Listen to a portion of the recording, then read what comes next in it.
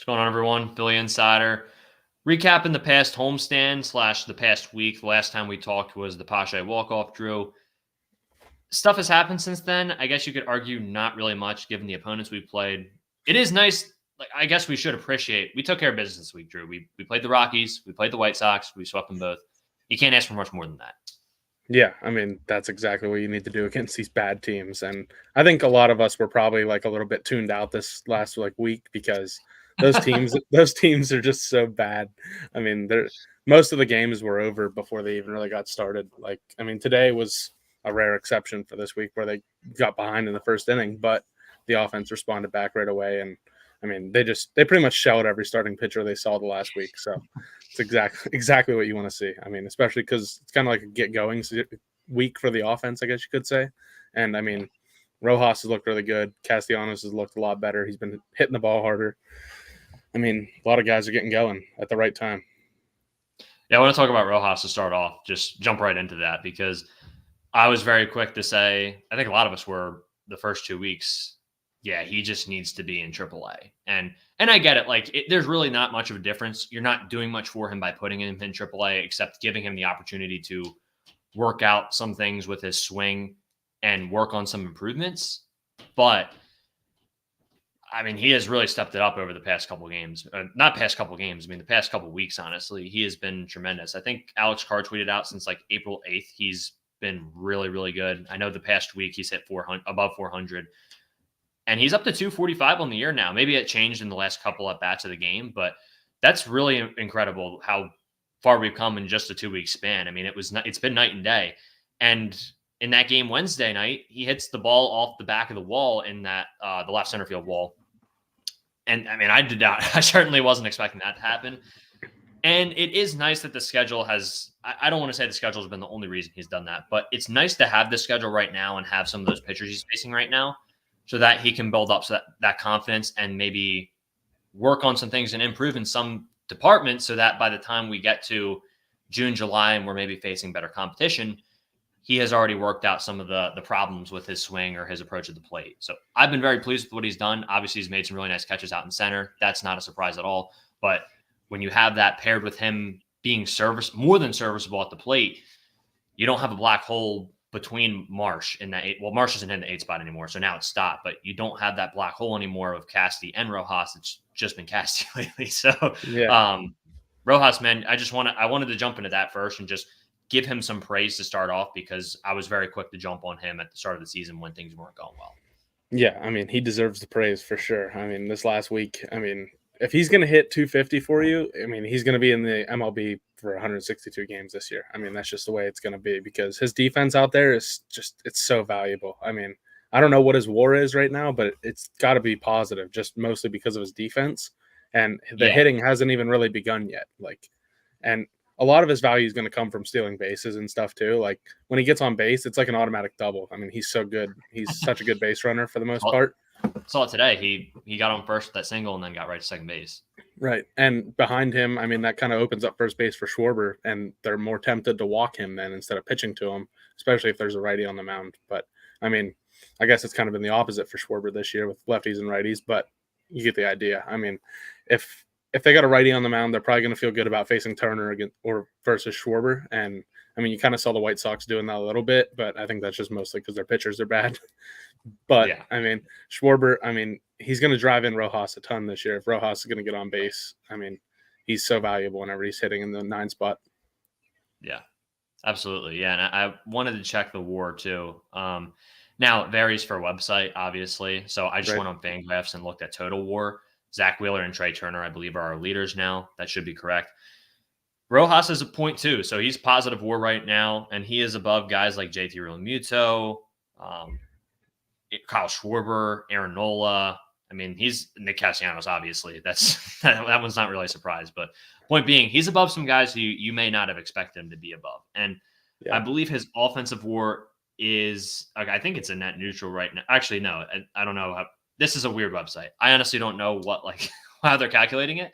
But point being, he's been real good for them this year, the past couple weeks so far. And you don't need much more than what he's giving you right now. I mean, He's not going to hit 400 the rest of the way. That's obviously not going to happen, but you just need the middle ground of what he's given you between the first couple weeks and the last couple weeks. That's really all I'm expecting from him.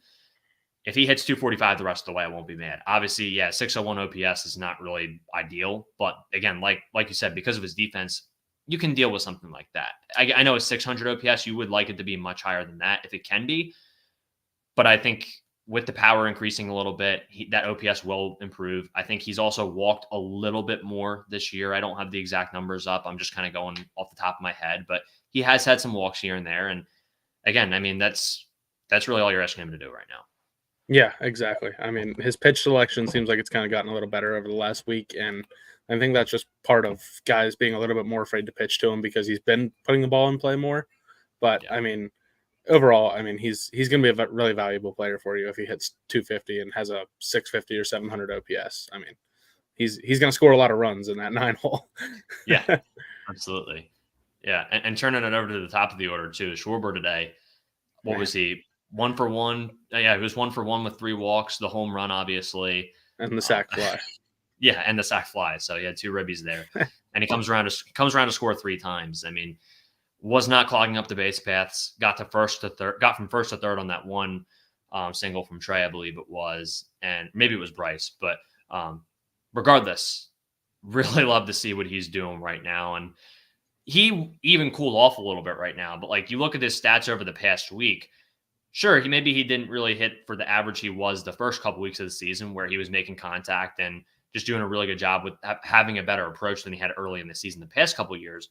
But even on a week where he doesn't have his highest average and he only gets a couple hits, he has 3 hits in the past 7 days. They're all home runs. So he's still getting the job done. And he also has 5 walks in that span too. So he's getting on base even when he's not performing at his highest level. That looked a little more like the Schwarber we saw to open last year, but I don't care what the sprint speed says. He looks a little bit quicker. And regardless, maybe it's just because he's getting better jumps or being a smart base runner too. There's something to it because he looks like he is moving quicker. I think part of it's just that he's mentally a little more locked in on the base paths. And I really do think DHing has just helped him in every aspect. I think that's helped him to focus more on his approach at the plate. I think it's helped him to just feel more comfortable. He's off that knee a good bit, especially at this part of his career. It's better for him to be in that role, in my opinion.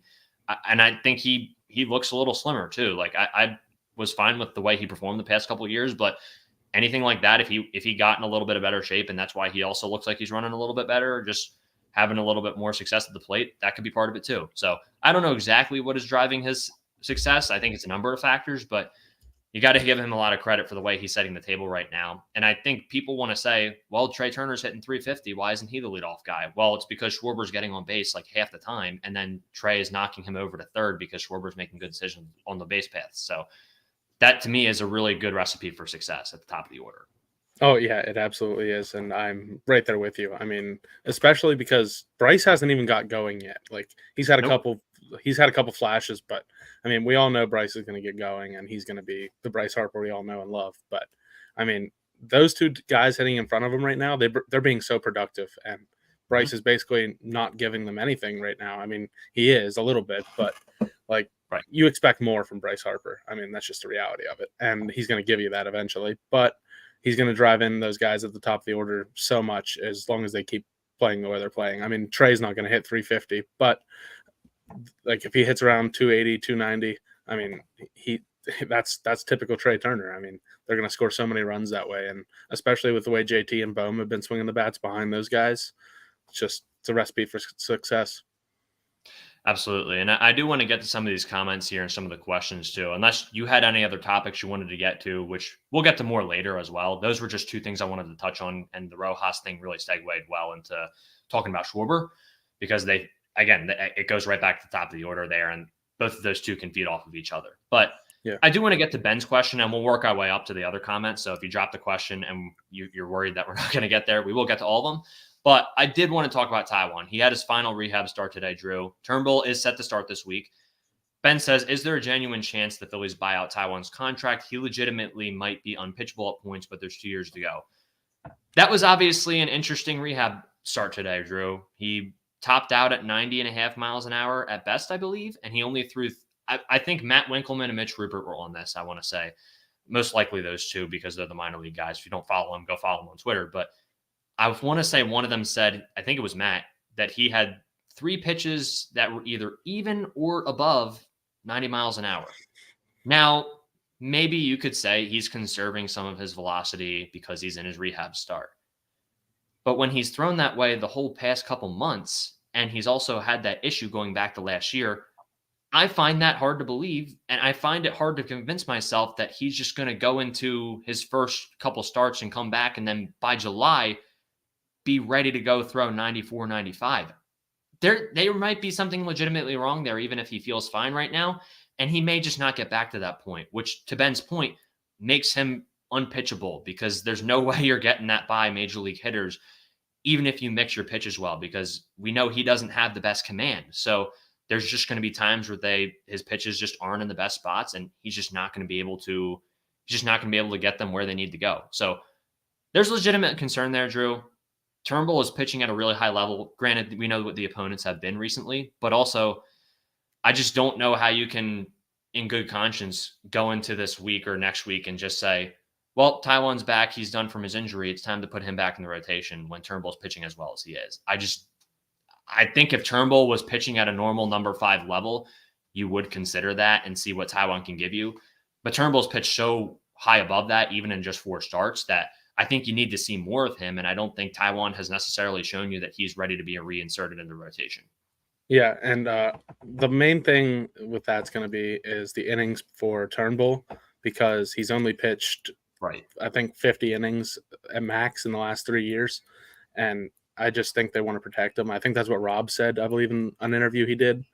But I think they're going to put Taiwan back in the rotation without a thought, and then if he struggles, I mean, they might consider buying it out. I mean, who knows? I mean, they might trade him. They might do something, maybe to offload the contract. I don't know exactly what they're going to do. But if Taiwan becomes unpitchable like he was at points last year, then, I mean, I'm sure they'll definitely consider it because, I mean, the Phillies don't seem to be afraid to spend some money and waste some money if they need to. I mean, but Turnbull, I think they want to protect him because he's incredible insurance if somebody else goes down. Because if you lose a guy like Nola or Ranger or somebody like that, you're going to be desperate for a guy that's going to give you high quality outings. I mean, and that's what Turnbull has done for you. So you want to protect him a little bit. And he would also be really good in the bullpen, I think, too. I don't think he'd be – obviously, Pinto is the next guy out if someone gets added to the bullpen or whatever happens, right? If Walker comes back and Turnbull goes to the bullpen, Pinto will be out. Obviously, yeah, Pinto hasn't pitched well as of late, too. So that's part of the equation as well. But regardless, even if Pinto is pitching well right now, I mean, Turnbull is just an instant upgrade because he can be a mop-up guy if you need him to. I also think Turnbull could absolutely pitch in a decently high-leverage spot if you needed him to and other guys weren't available. I mean, I would trust Turnbull in a lot of those spots just because of the way he started games so far this year. And I think he can miss bats because of how he mixes his pitches. And the sweeper is just a really tough pitch to hit. And the slider is also a good pitch too.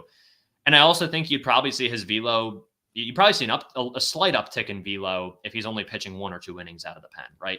That is also a benefit there. That's really marginal. I mean, I think at best in spring we saw him at 94. He's been around 93 in the regular season, but you don't know. I mean, sometimes guys throw in a little bit less. Sometimes that does happen. But as far as Ben's question goes, will they buy out Taiwan? I think at best they probably move Taiwan, attach some sort of prospect, and still pay for some of Taiwan's deal as well.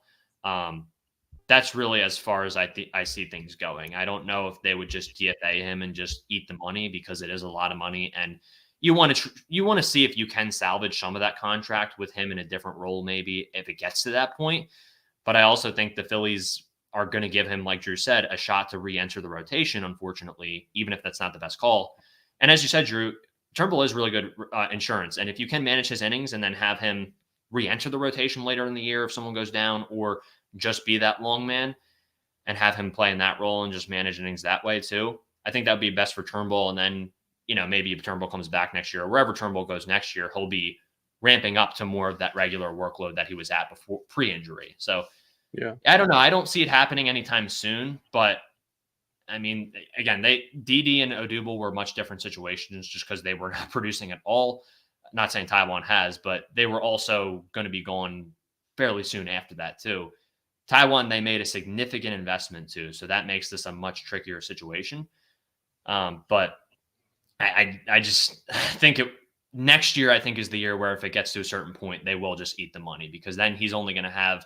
Let's say we get to next year's trade deadline and it's the same story again. You got a year and a half left on the deal. At that point, it doesn't really make sense to keep him around, especially if you've made an investment into another free agent. You're really trying to go all in. Not that we aren't right now, but that's kind of how I see things playing out. That's all I got on it. Yeah, I mean, there's really not much more to say. We don't really know anything, so until we see the Phillies make a move, I mean, there's really no way to tell what they're thinking right now. Yeah, and it's hard to think there would be any like serious interest around the league to eat that contract too, or eat any part of it. Yeah, So, you'd be tying a good prospect with it. That's for sure. yeah, absolutely. Shout out to the Fanatic, like Sully said, birthday today. I believe his birthday changes every year. Maybe I'm wrong on that. Maybe it's another mascot like Franklin on the Sixers. But regardless, happy birthday, Fanatic. It was awesome to see the Fanatic hats paired with the cream jerseys today. That was cool. So a jersey combo, I think me and Drew can agree on there. Yeah, it was good. It was good. Yeah, absolutely. Those are great hats. Chris, I do want to get to this, but this will take some time. So I want to get to Nerio's comment first. Says, hey guys, thank you all the way from Italy, as always, like we always say. One quick question. What do you expect from Hoffman and Dominguez? I guess he's asking what is going on with Hoffman and Dominguez, but what we expect from them moving forward. I'll go on Dominguez first, because Hoffman, I feel like we're going to have probably the same answer. I think Hoffman's going to be fine. I'll just sum it up there, but I'll talk about him a little bit more, and I'll let you talk about him to start. Dominguez, again, I think it's the slider's not sliding. That's the best example or analysis I can give as a fan, just watching from my couch. I don't know too much more than that. I'm sure there's mechanical adjustments he might need to make. I'm sure there's other things. Maybe he's not really in a rhythm right now, and things have just been out of whack because of the injuries last year. I don't know. There could be a number of factors. I think it's just the slider hasn't been there for a little while. But I still think even with that, you saw last year in the postseason, was it dicey with Sir Anthony? Yes, but he could still get outs, and there is value in him being a deaf arm. Ideally, he would be more than a deaf arm. You can use him with confidence in the 7th and 8th, but he might just be a deaf arm for you at this point. I'm not saying that's a bad thing. I still think he could get the 6th or 7th potentially in that role, but you were hoping coming into this year with how he looked in spring training and then having a full year, coming in healthy too. He was injured a little bit last year, that he was going to come in as one of the guys who could get the 8th or 9th regularly. Not saying every single time, but matchup dependent. Yeah, and I mean with Dominguez, I mean these two guys are kind of like polar opposites for me. I mean, when Sir Anthony comes in, I feel a little like what's the word, like a knot in my stomach. Yeah, I feel like a knot in my stomach because I'm like, he could potentially ruin this.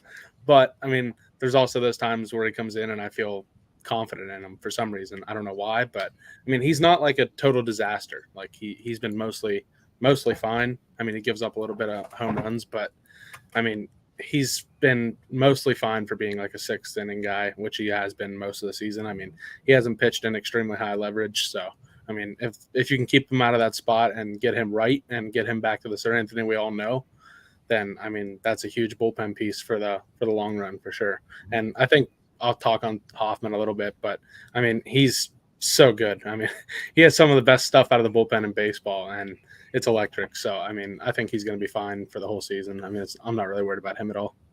No, me neither. I mean he's had a few scares here and there, but that's just the reality of being a bullpen guy.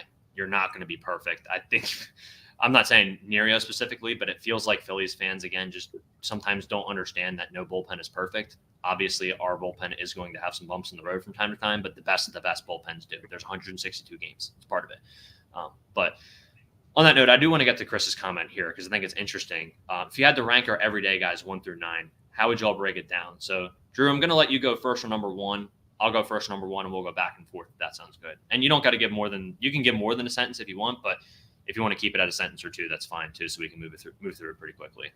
Yeah. I mean, I think the number 1 guy, I mean, it's got to be Bryce. I mean, that's just a pretty simple answer for me. I mean, he's your MVP. I mean, that's just whenever he's going good, the whole team's going good. Yeah, I'm going to go with a little bit of a different approach and go on who's the best 1 through 9 right now. So for that note, I'll go with Trey right now just because he's performing at the highest level and he's been playing really well. And he does have MVP potential, in my opinion, if he plays at this level for a sustained amount of time. So I'll go Trey at number 1, and then we'll do Snake. So I'll go back to back. Even though Bryce isn't hitting well right now, maybe he's not number 2 at the moment, but I just think because of his presence in the lineup, I have to give him number 2 because it changes how pitchers pitch to the entire lineup, and it gives other guys opportunities to hit with runners scoring position. Yeah, and for my 2, I'll take Trey, obviously. I mean, those guys are 1 and 2 no matter what, pretty much. I mean, unless somebody's scorching hot, I mean, those 2 are the best 2 hitters in your lineup. Yeah. And for 3. Yeah, I'll go 3. So I'll take Schwarber for now. I mean, I think JT's squeaking his way up there, and I mean, he could be passing Schwarber at some point for me, but I'll take Schwarber for now. I'm going to go, and I think I'm not saying this is how it's going to play out the rest of the year, so I want to clarify that. I think Schwarber, if I'm talking about who I expect for the rest of the year, probably Schwarber. I think we might have lost Hunter for a second here. We're next to start the season.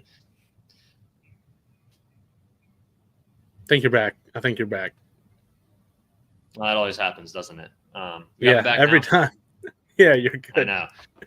Anyway, well, I'm going to go a little bit different just because Schwarber will probably be my number 3 for the rest of the season. I would expect that to be the case. Probably number 2, number 1 at certain points of the season too, based on how he hits in spurts. But I'll go March Madness for number 3. I know he's not an everyday player just yet, but I think what he has done to start this season, the opposite field power, it's been really impressive to me. And I just think the way he's grown as a hitter, I just want to recognize him for that. So props to Brandon Marsh. Been really impressive to start the season. Yeah, and you got to take your 4 now, right? Oh, yeah, that's right. I got to do number 4 as well. For number 4, I'll just go with Schwarber. I mean, Schwarber's, even though his numbers aren't the best right now, I still think they're much closer to where they get to at the end of the year than like at this point in recent years, they've been nothing close to what they've ended up at. So Schwarber, just because of the threat he is at the leadoff spot, he can make it a 1-0 game at any moment's notice. He works great at bats because he's one of the most disciplined bats in baseball, in my opinion. His strikeouts are in the zone. People tend to get that confused. Just because he's striking out doesn't mean he's swinging at bad pitches. He's always taking good hacks at pitches in the zone. So I love what Schwarber does. I love his approach at the plate, and I think it's been an even better approach at the plate this year too. So I got to go with Schwarber at 4. Yeah, and these guys are kind of like in the same spot for me right now. But for my next 2, I'll take Marsh and I'll take Bohm. I mean, these guys are just RBI machines right now. It's kind of ridiculous. Marsh has kind of cooled off a little bit, but I mean, Bohm, I mean, he's kind of like an unsung hero. I mean, not a lot of people give him a ton of praise. So, and he made that incredible play at third base today. I mean, his defense is probably plus at this point. So It's insane. It's insane the turnaround he's had. Absolutely, yeah. I got to go Bohm for the next spot just because if I'm going off the principle that I'm saying who's the best right now, he's got to be my number 5 because, like you said, Bohm's been really solid for third base. He's made some errors here and there. We know that's going to happen with him, but he's also going to make up for it with some really, really incredible plays that maybe some guys can't get to because they don't have the length Bohm has. Some of them have the range that Bohm doesn't have, but his length also saves him in some of those types of plays. And again, he's been hitting the baseball better lately. Just again, we know what he does at the plate. He just makes good contact. He hits gap to gap. We know what he's capable of at the plate, and I'm not super surprised by what he's done so far. But I think he's done exactly what we've needed him to do.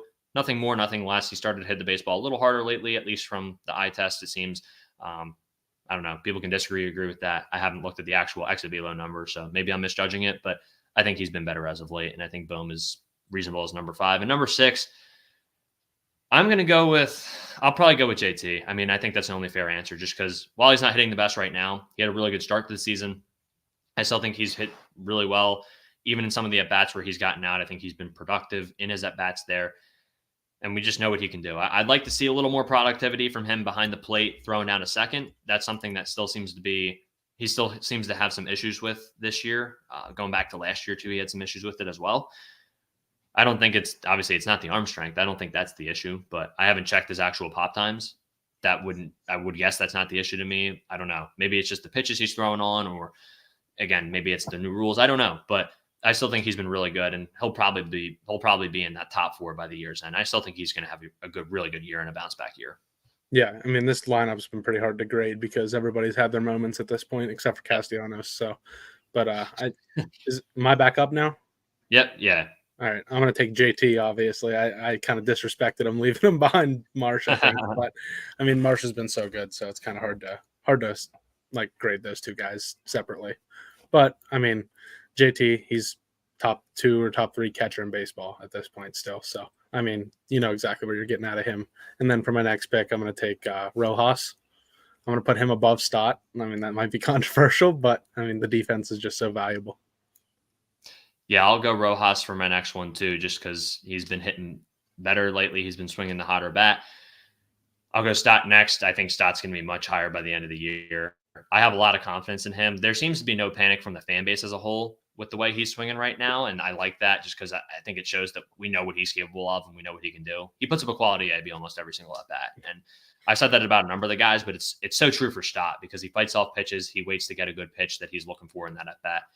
He just knows how to approach a major league at bat, and I love that about him. He gives you professional quality AB every single time. So he's my last guy, and then I mean, the only guy I haven't ranked yet. I know we're going back to you, but it's pretty self-explanatory who I haven't ranked yet. So yeah, Castellanos has been a major disappointment. He takes my last spot right now. Had a few bright spots over the past week, but nothing that has been seemed to be sustainable. Even after those bright spots, even after the walk-off and after his game yesterday, then he goes back to old habits in the games following, it seems. I really have very little hope for him right now. I don't even know how much I'm confident in him getting hot at any point in the season with the way he's looked so far. It's been very discouraging to me. I'll leave it at that. Yeah, I feel the same exact way about him. But for my 8 is obviously going to be Stott, and then 9 is going to be Castellanos because, I mean, Stott, he's really given you nothing so far. I mean, he had that 1 home run, but it feels like outside of that, he really hasn't done too much. So, I mean, we both have a ton of confidence in him, though, so I'm not really worried. Yeah, absolutely. Yeah. Well, that was a fun little exercise. Thank you, Chris, for the comment, the question. Appreciate it, man. Let's get a few more of these comments here before we talk about some of the last week. Star Wars says best rotation in baseball. They have been unbelievable lately. I know Wheeler had a no-hitter in the 8th inning last night. Obviously, Turnbull had a no-hitter into the 7th. And I think both times, once they put the no-hitter alert up on the TV, then it was gone. So shout out to everyone who jinxed it. I had a buddy at the game who was at the game on Saturday, and apparently he said in the 8th inning, Wheeler's got a no-hitter. So thank you to Zach. You ruined it. But, hey, you were at the game, not me. You ruined it for yourself. But anyway, that said, man, unbelievable. Ranger Suarez with a complete game shutout. Again, Turnbull doing his job. Nola was awesome today. I mean, he looked a little shaky in the first couple innings, and then he just kind of dialed in and was like, all right, this is the White Sox. I got to do my job. Was very efficient with his pitch count, too, which Knowles does tend to work some deep counts sometimes. So that is encouraging to see as well, and just taking care of business against the White Sox. And Christopher Sanchez, really good start on Wednesday night against the Rockies. Another guy just took care of business, did his job, was very, very effective. Don't really have much else to say on that. There's so many I'm just kind of using adjectives for all these guys at this point because they just did their jobs this week, and there's only so much you can take away against the opponents we were playing. Yeah, and I mean, when you're, like I said in the last pod, whenever your worst starting pitcher is Aaron Nola with a 3.17 ERA, I mean, it's kind of crazy to even think. I mean, they've been so good. There's really no words for it. I mean, I hope they continue doing it against these better teams that we're going to be playing here in the next week. I mean, the Padres are no easy lineup. I mean, the Reds are good as well. So, I mean, it's going to be a good test for them to keep doing what they've been doing.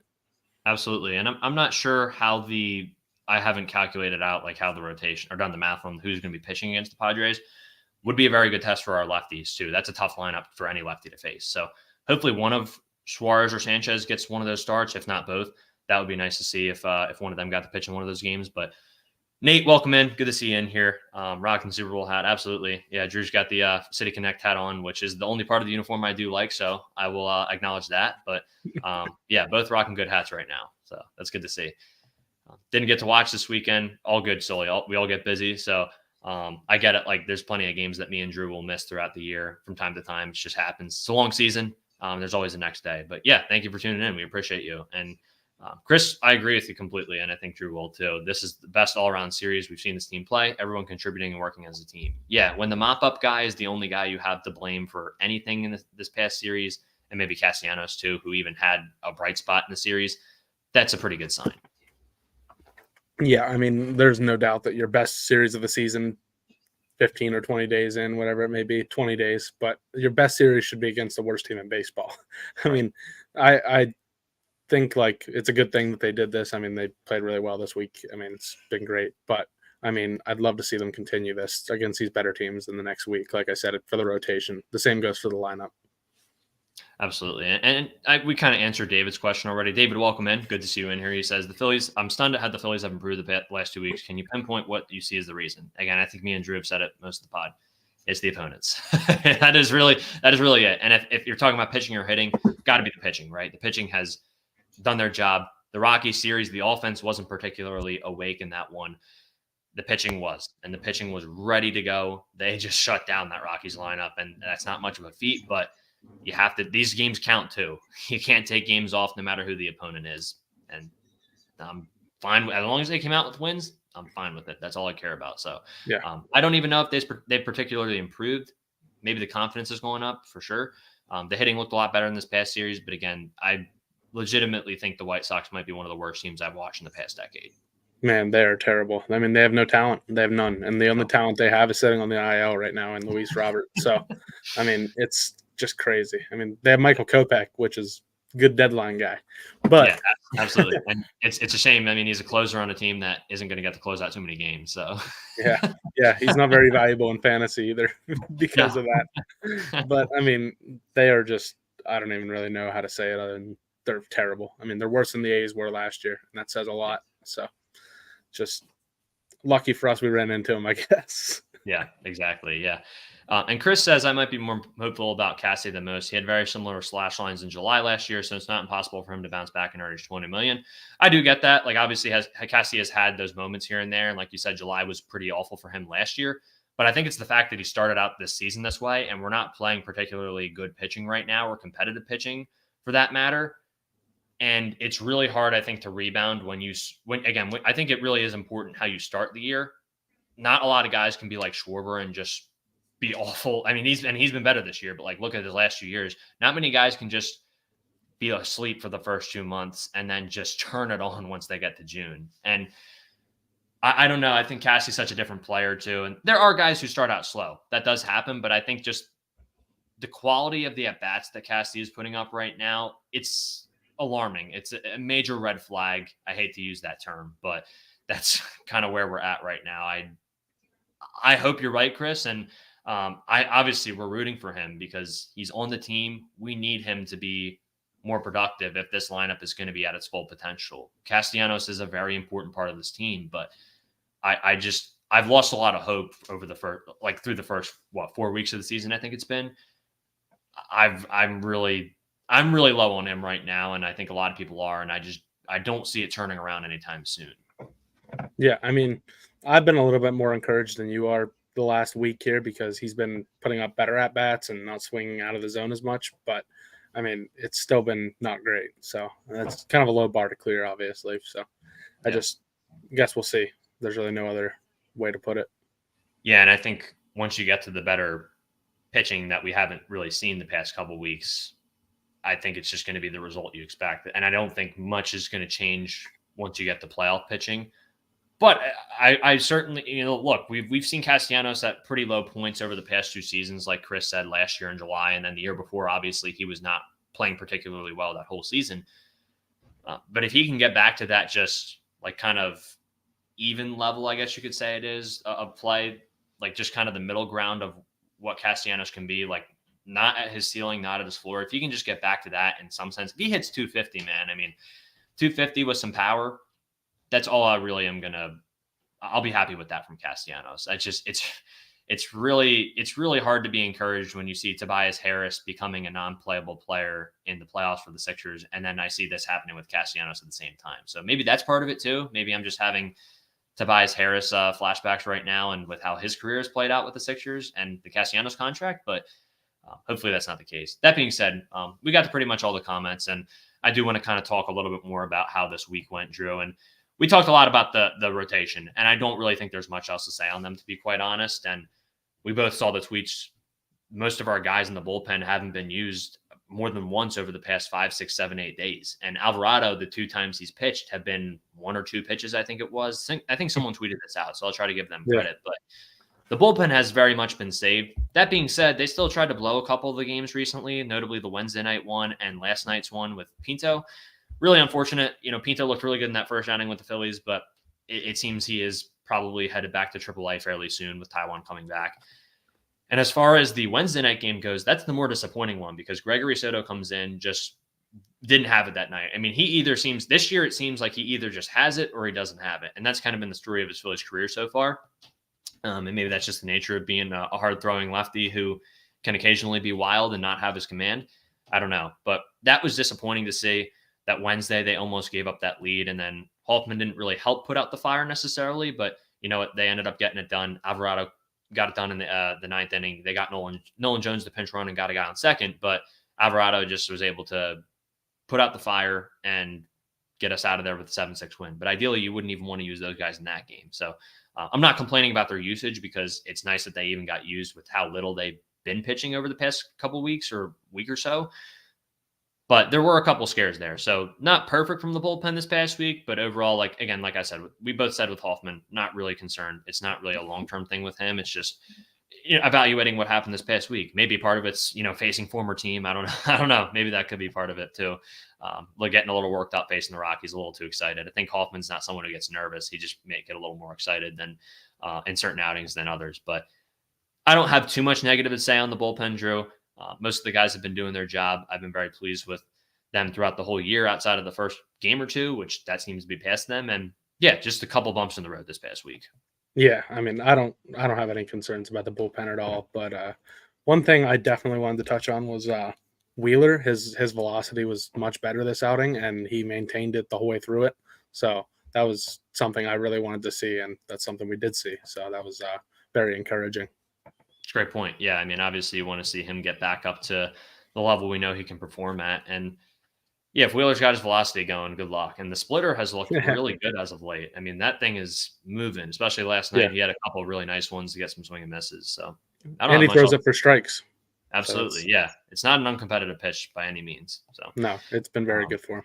Yeah. And I saw he's throwing that breaking ball a little bit backdoor to those lefties right now, too. So he's definitely it seems like he's having a little more success against lefties so far this year. I don't have the numbers up on me right now. Obviously, the Sawinski Grand Slam is going to fudge those numbers a little bit. But regardless, I mean, if you got concerned about that Pirates start from Wheeler, I would say that's a little bit foolish, honestly. I mean, he was dealing up until that inning where Bo made the error, and that was really what led to things snowballing, unfortunately. And that home run was a wall scraper, too. Obviously, it was still a home run, still counts in the scorebook, but it's not something long-term you're going to be concerned about with Wheeler. It's just baseball. I mean, that happens sometimes. You're going to have innings like that. Yeah, I mean, he's probably still the NL Cy Young favorite at this point. I mean, that's just how good he is. I mean, that's the ace of aces right there as far as the National League goes. So, yeah, he's the best.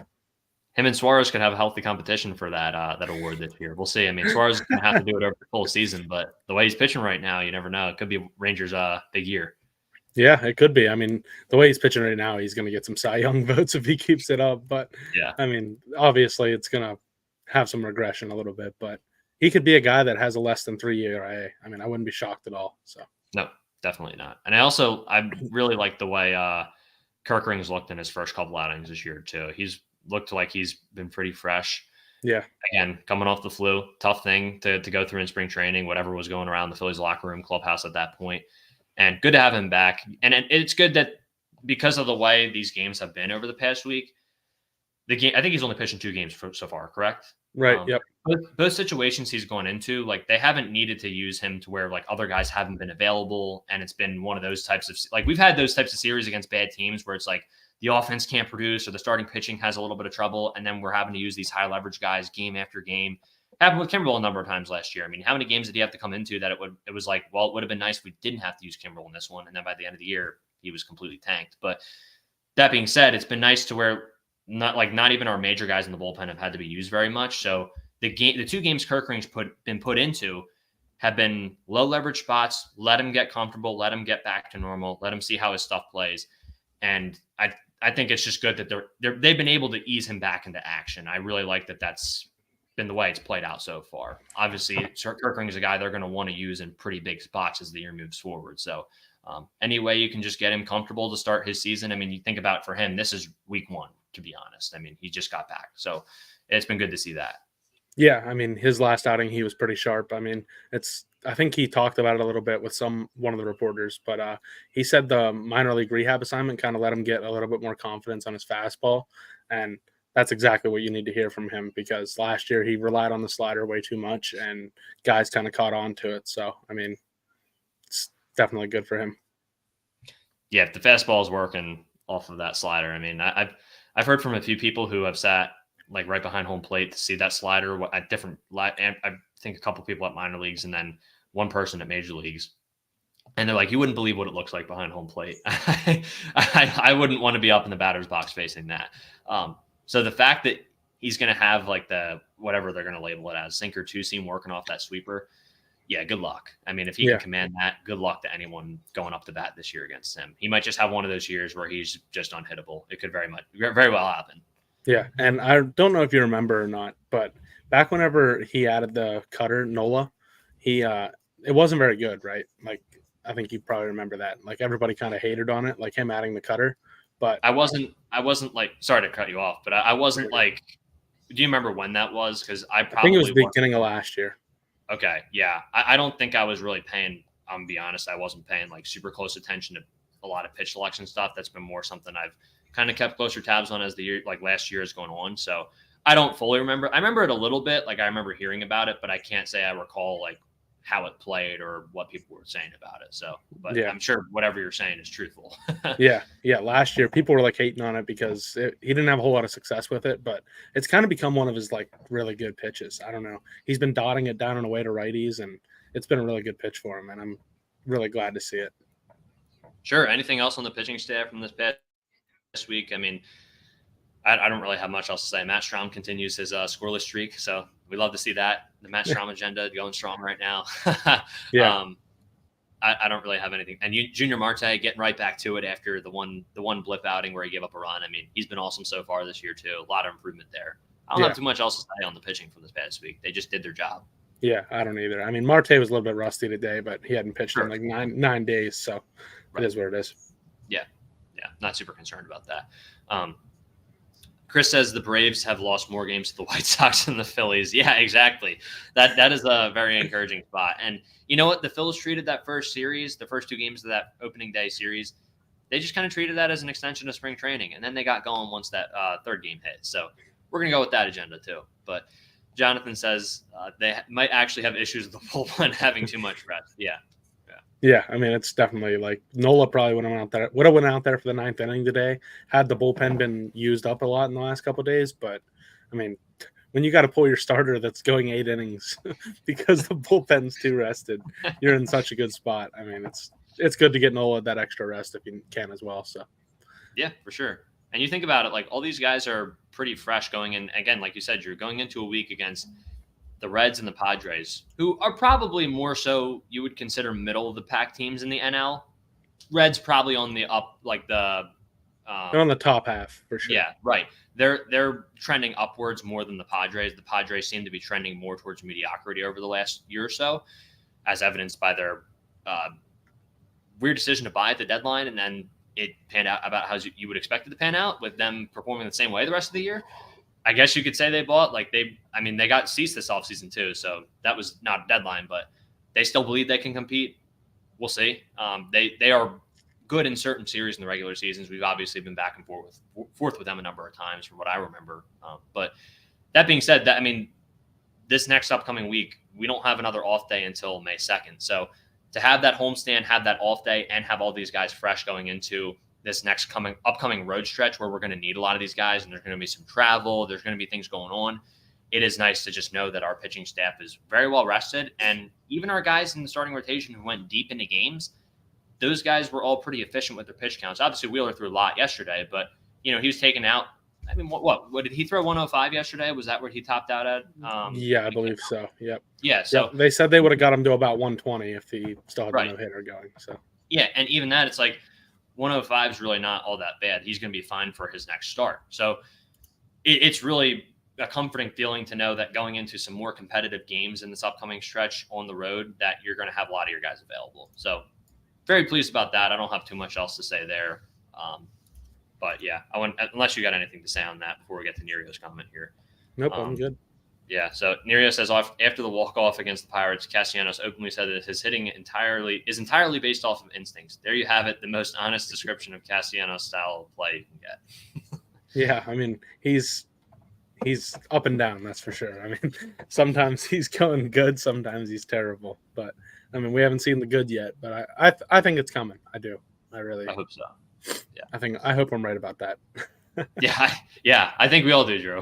that would be great. I certainly am not ruling it out because, like Chris said, we have seen it before. He has been able to dig himself out of a hole in the past, but we'll find out what happened. And we kind of talked about the hitting a lot this week when we ranked the guys 1 through 9. Like Trey almost hit 500 in the past 7 days.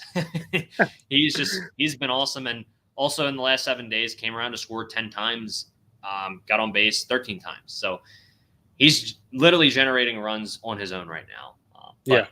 I really again, we talked about a lot of these guys. I don't have a lot to say. And again, Bryson Stott, I really think he's a guy who, I don't care how cold he is, we know what he can do. And I feel like he is going to come around, even though, obviously I said on Castellanos, I'm a little lower than even some of the low people on Castellanos might be. But with Stott, I just don't ever really feel that. Only other things on the lineup I'll say is, hey, Whit Merrifield got in the home run club this year. Love to see it. That was a much needed jolt of confidence, I think, for him in that game. Just seeing one go over the wall and being like, all right, I can do this. He had an interesting quote about how you're trying to impress a new girl and tripping over your shoes, and how he's felt like that with the fan base so far. And he really wants to impress everyone. But yeah, I mean, that's good to see. It'd be nice if Whit wasn't hitting sub 200 by the deadline and we have to DFA him at that point. I would prefer that isn't the outcome at the end of the year. And even if he doesn't hit super well in the regular season, he's not going to have the sample size he had last year. So I'm not going to be super, super concerned as long as we see some signs of improvement as the year goes along. I think he just needs to be ready to go in the playoffs in certain situations, and he's going to have a role in that. I don't think they'll DFA him as long as he's playing at a decent enough level. I just don't see it getting to that point where they call it quits like they did on Josh Harrison or Didi Gregorius, whoever it is.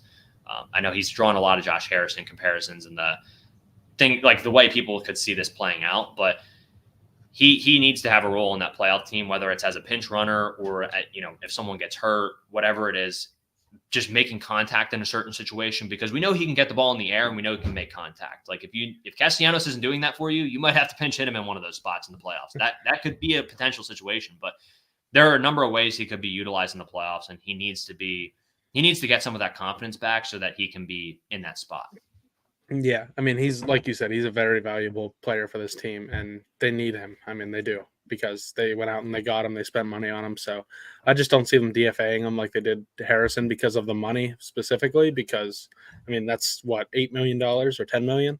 Yeah, it was 8. I want to say it's double what Harrison got with the Phillies, but I may be wrong. I think Harrison got 2, but I mean, that was even more reason for them to just say, hey, we're done and get rid of him. But yeah, I mean, like you said, it's tough for a guy that plays full time for all those years to go to playing part time, and I think everybody just has to be a little bit understanding of that and give him some time here. Yeah, absolutely. I think you are correct in that it was 2, and I'd imagine if there were any incentives, he did not hit those incentives for Josh Harrison. So. Yeah, he earned $2 million. So anyway, no, I did love Josh Harrison earlier in his career, so no disrespect to him. He seems like a great clubhouse guy too, but it obviously didn't work out. But right. And I think, Jonathan, I agree. Obviously, you can't compare Whit Merrifield to Josh Harrison from a success standpoint. But I think people are more so saying where Whit Merrifield is in his career. Some people saw the potential of it playing out that way and him not having a lot of success and the Phillies having to move off of him, or him not being a very useful player as the year moves on. So I don't think it was people saying he's going to play at the level of Josh Harrison, although it obviously has not been great outside of the home run so far. But I think it was more so just the worry in the back of people's minds that it could end up ending in similar fashion to that. But yeah, I don't think anyone was actually comparing the two. Some people probably were, but I mean, I'm not going to take that very seriously if that's what they were doing. So yeah. And another thing that you don't really talk about with Whit is his leadership in the clubhouse and what he's replacing as far as replacing what Reese gave them, because Reese was a huge part of their culture. And I think Whit kind of fits right in, and he seems like he is loved by all the guys already. So it's good to see. Yeah, absolutely. And obviously, as Drew knows, I would love some Mason Miller on the Philadelphia Phillies. I mean, that would be incredible. 25-year-old throws 101 average on his fastball, not topping out at 101. And I think he throws 88 on the slider. And since he's a reliever, you don't really worry about the arm injuries as much because a lot of the other guys that have gotten hurt and gotten TJ so far or gotten UCL damage are starting pitchers who throw at high velocity. So Mason Miller has been moved to the bullpen now. That being said, I think it'd be really tough to get a guy who is still pre-arb, who is that talented. And the A's, if they put him up for sale, they would get an absolute haul from some team for him because that guy, you put him in the back innings in a playoff scenario with the stuff he has, that plays. And that is potential for a perfect, like he has that potential where he could have that Brad Lidge perfect postseason run. I'm not saying he's going to do that. Guys get hit in the playoffs. Hitters are really good nowadays. It's just how the game is played. But I mean, he is incredible. I would love it, but that's why, like Drew mentioned, Kopech, I think that would make a lot more sense just because he's obviously going to be a lot more gettable. I think he's like on his last year or close to his last year of his deal. So yeah, last year's is the next last year. I looked earlier whenever he was pitching against us. nice. Yeah. Yeah, he would be interesting too. I don't know if he's like closer material just because closing out games for the White Sox isn't super high leverage, but his stuff will play in the later innings too. Another guy who I think could be really valuable. And yeah, he's looked a lot. I mean, I think he had a little bit of a rough outing the other day at some point. I think he gave up 2 runs, but he's looked really good as a bullpen guy to me to start this season. I think he's only going to get better as he gets more comfortable in that role and as the year goes on. Yeah, I agree with you. I mean, there's really not much else to say for me, honestly.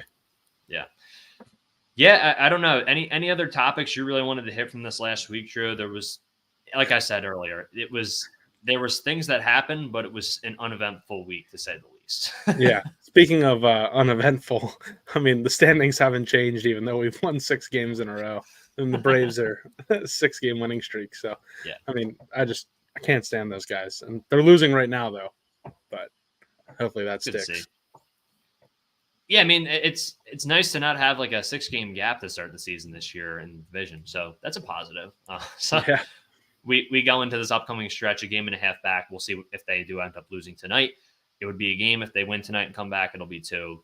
Still right within a very reasonable gap. So, and I think, I really do think without, like, obviously the Braves are still a very good team, but Strider, like you said, Drew, he won them 20 games last year. And that wasn't just because the Braves gave him run support. It's because Spencer Strider was an incredible pitcher last season. And losing him is a really big detriment to them. And again, obviously hope he gets better. That really sucks that he has to miss this whole season. But, that is one way, if you're looking at the divisional race, that clearly impacts it. So I think at the end of the day, like, I think it's going to be really close, obviously, now that he's not pitching.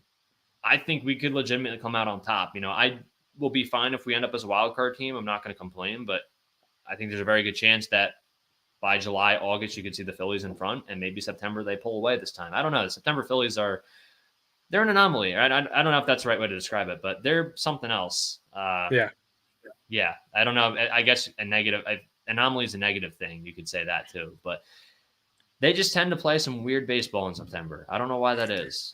It's always frustrating. So you can never count on them to close things out. But maybe this year's the year where they just get hot in September and then go into the playoffs hot and pull an Astros and stay hot the whole postseason. That would be nice. But we're getting ahead of ourselves. Yeah. but I mean, as far as, sorry to cut you off, but as far as the Strider thing goes, I mean, I don't know if I've said this on the pod or not, but like, it's easy to like put a Band-Aid on it during the regular season and win games by scoring a ton of runs against bad teams or whatever. But when you get to the postseason and you're playing teams that are really good, you can't put out a terrible starting pitcher and expect to win games. I mean, it's just you'd be better off going with a bullpen game. Right. Yeah, I don't have anything else to add on that. The Mets are 8-2 in their last 10. That's something to frauds. Yeah, definitely frauds. But hey, I mean, for the time being, they are right there in that divisional race too. The Nationals are only 5 back of first place right now. Like, they're 10-11. They're kind of where I expected them to be. I thought, again, this is early in the season, but I thought maybe the Nationals would take a step towards 500 this year. They were certainly in the back half of the season, I would say, on that level. They played very good baseball at the end of last year. I believe Houston, I don't know what's going on there. The Nationals did they just sweep them in that series? They won the last 2, I know. They won 2 of 3, and then they also won 2 or 3 against the Dodgers. So they've won 4 of their last 6 against very good baseball teams. After losing 2 or 3 of the A's, again, baseball. But the A's are a little bit better this year. They're not as terrible as they were last year. Surprising that the White Sox could top what the A's did last year and be even worse. But that being said, I mean, it is like it feels like a 2-horse race, but the Nationals and Mets they could potentially compete for a wild card if things go well for them. I think the Mets need more things to go well for them. The Nationals, I think there are some bright spots there. CJ Abrams is really good, man. I mean, that's a good young player. He's been really fun to watch. So I hate that he's on the Nationals, but the Nationals, I think, could actually make a run at a wild card spot if things go well, and then maybe they'll tail off at the end. The Mets, I agree with you. I don't think it's very sustainable what they're doing right now, but they're doing it. So you have to take note of it and hope that it doesn't turn into anything serious. Yeah, that's that Juan Soto's trade's definitely paying dividends for the Nationals right now. I mean, CJ Abrams is really good, man. I mean, he's taken a huge step forward so far this year, and I mean, it's good whenever baseball has young, exciting players like that. So, but I just looked at the standings. The Astros are below the Athletics. They're 7-16.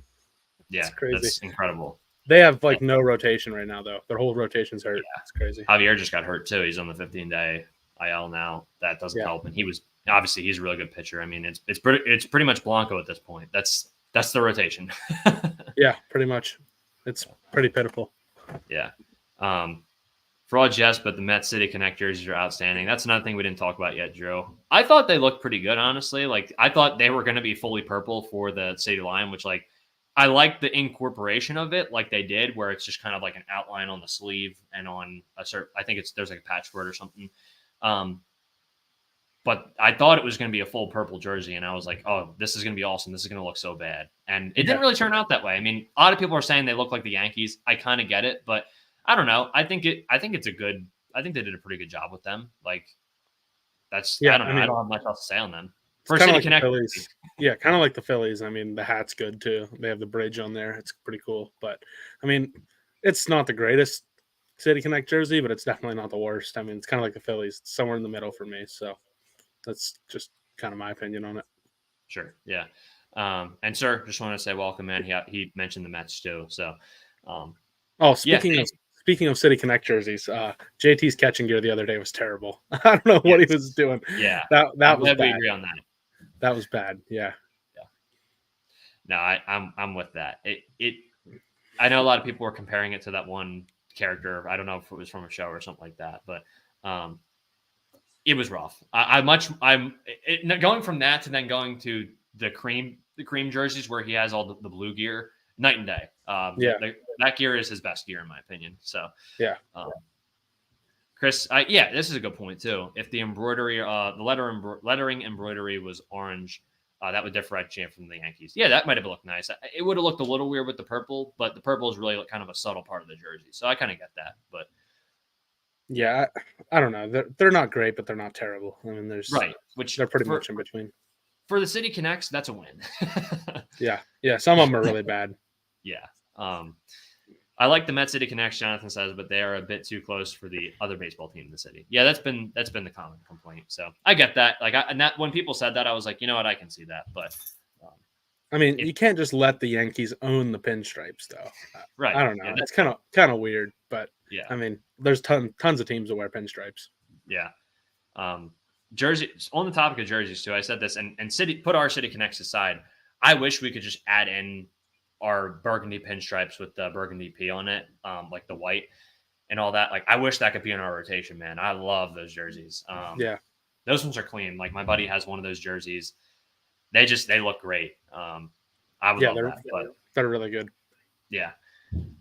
But that's really all I got, Drew. I mean, things are going well right now. I'm glad we don't have to sit here and talk about, oh my gosh, they dropped the series to the White Sox, or oh my gosh, they dropped the series to the Rockies. That's happened in the past. Like, I'm just glad, like, to be sitting here after even the past 2 years. Like, that has happened at times where they've just come into a series completely asleep because I don't know why, but for whatever reason. But anything else? Feels like the culture is a little different now, though. They don't come into these series and look at these teams as like, oh, we'll beat them no matter what. Yeah. But yeah, I don't really have anything else. I think we covered everything pretty well for the last week here, as much as we could, because there wasn't much to talk about, really.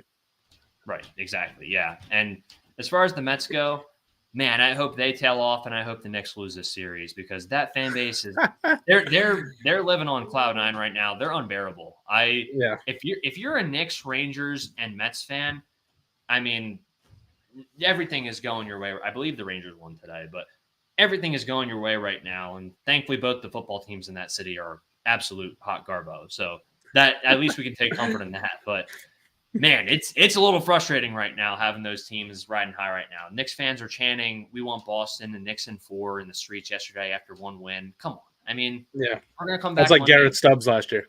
Yeah, parading around after we go up 2-0 in that series. But I'm sure there's some Mets fans being delusional out there, and let them have their moment right now. Hang the banner. The Mets are 12-9. Take a picture of it while it lasts. That's all I got to say on that. But anyway, yeah, and like I'm sure you know who Giraffe Neck Mark is. I don't think I know who that is. He's a Mets YouTuber, and he was Okay. actually like kind of down on them going into this year, and he's usually like way high. And he was like humbled after last year, and now he's got something to brag about again. I kind of wish they would just be terrible. Yeah, right. They got to go back to their normal level of play. This is a little too much right now. Like again, the New York sports.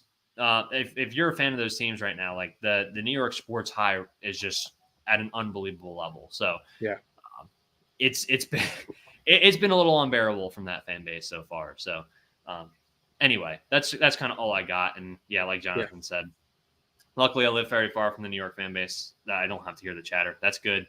And Sir says, with the Knicks, now we get a gentleman's sweep. Let's hope so. I mean, we'll see. But me and Sanj will be back on post-game tomorrow night for the Sixers. Me and Drew will be back doing Philly stuff periodically. Obviously, if there's a walk-off, no-hitter, something crazy happens, a move goes down, we'll be on here. But you can expect the pod from us probably after every series, maybe not after every Rockies and White Sox series. But, yeah, I think we'll probably be live after the Red series at some point. Or in the middle of it. We're trying to go live every series this year. So even if it's not every game, we will be here on the pod. But that's all I got, Drew. Yep, I think that's about it. I mean, join the Discord. Good way to keep up as well, like I said in the last couple pods. But, I mean, there's tons of people talking in there every day.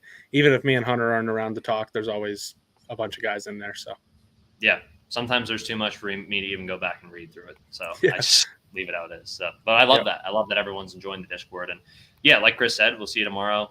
His prediction tomorrow is Bohm goes 4 for 4 with 3 homers. I mean, we will see. He had the 2 the other night. So I'd like if he could spread those homers out a little bit more. But, hey, if he hits them all in one game, fine by me.